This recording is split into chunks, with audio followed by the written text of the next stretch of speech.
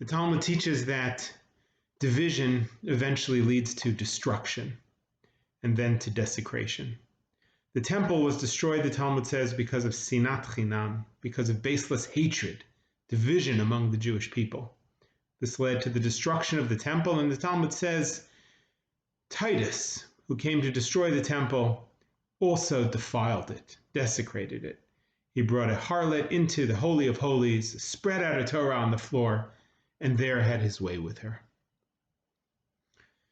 We, just this week, have witnessed an unprecedented sense of destruction and division and desecration.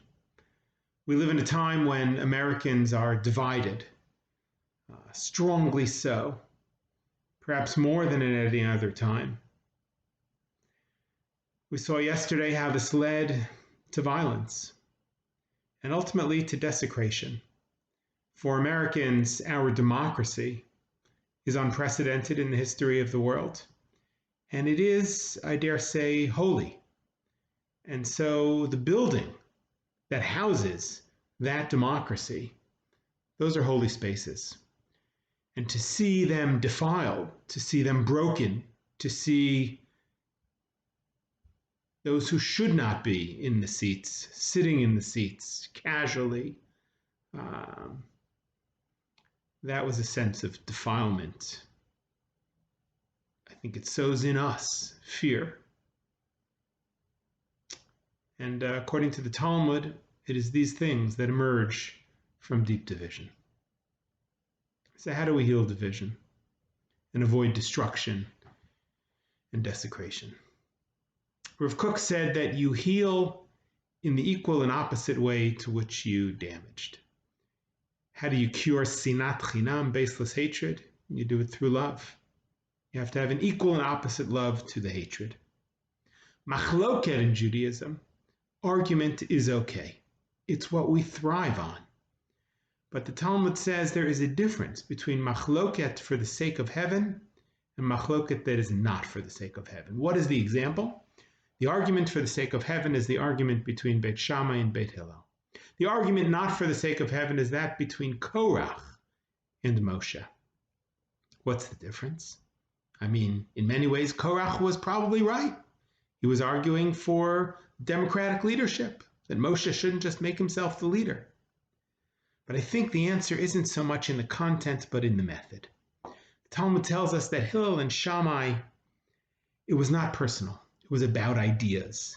They still felt unified. They were still willing, even though they disagreed on matters of Jewish law pertaining to marriage, they were willing to marry into each other's families. But for Korach, it's personal. He's upset because Moses, his cousin, is the leader and he's not the leader. It is not just about ideas. He's trying to dethrone Moses. In fact, the Talmud tells us that Hillel was willing to mention the words of Beit Shammai before his own. When we can understand the other side, when we can understand the argument of those who are in opposition, and then we can argue for our side. And when our arguments can stay on the level of knowledge, on the level of ideas, and not become about personal violence, not become about personal hatred, then those are arguments for the sake of heaven. And those kinds of arguments do not lead, God forbid, to destruction and defilement. But I think we have to take this lesson from Judaism, that how we argue, what it's about for us is not small, but it's everything. We are Kesher Israel. We're the synagogue that is closest to those holy places of democracy. It is our job to set a Jewish example, to be the example for our world, for our country.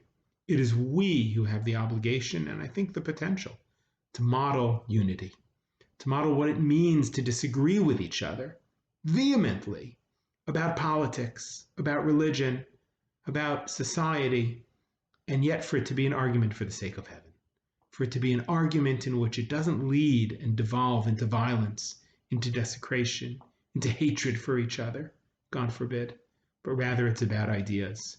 And inherent in our arguments with each other there's deep respect. Shabbat Shalom.